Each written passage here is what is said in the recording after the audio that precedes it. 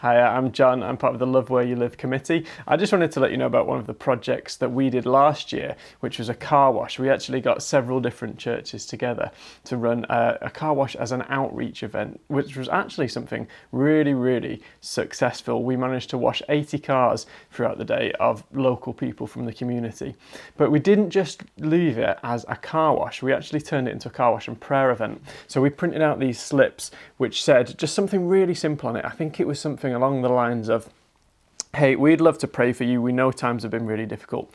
Is there anything that you could use prayer for in your life? And we had some tick boxes to make it really easy. Things like family, health, finances, really simple stuff like that, as well as a section for them to write whatever they would like in it as well.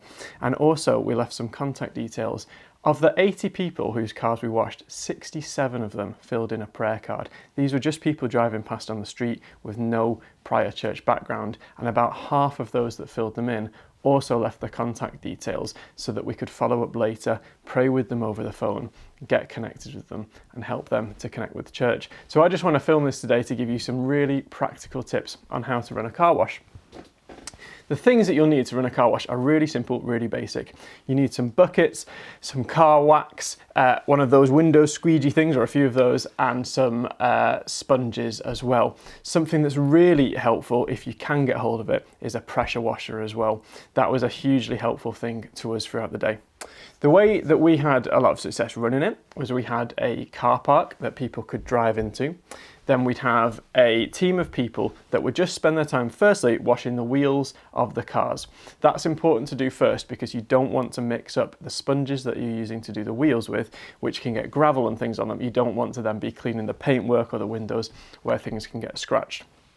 Next, the car would move on. There'd be another team of people with buckets of soapy water, lots of car wax in it, and they give the car a really good scrubbing over the windows, the paintwork, everything. Next, it would go over to the pressure washer, and the pressure washer would get off all of the soap suds and everything like that. And then finally, it would go over where there's a last team of people, just one or two people, to give the windows a go over with one of the squeegees. As people were queuing to get in, we had people approaching those cars, the drivers, just letting them know how the system would work, but also handing out one of those prayer cards. This was a really great opportunity for people to chat to people as they were sat in their cars, just to explain what they were doing, say, hey, I'm a Christian, we'd love to offer you prayer. Some people were really open and receptive, but it also let people, if they weren't interested or weren't comfortable with that at that time, they could be as engaged as they wanted to be. After they come round and had the car washed, we just have a final person, usually the people that were doing the window cleaning at the end, just to say, hey, did you fill in your prayer card? I could take that back for you. Lots and lots of them did, and some of them didn't, and that was absolutely fine as well. So when you're thinking about where you're going to run a car wash, I would really recommend you find somewhere with a decent sized car park, or somewhere that cars can come in and then go out of a separate exit. We actually found that we had cars queuing up. At one point we had about 20 cars queuing to get into the place. So we needed a really quick turnaround, but it's important to keep that flow of traffic moving as well. And that's pretty much all that there is to it as well. If you would like any extra help or any extra support, feel free to get in contact with me or any of the Love Where You Live committee.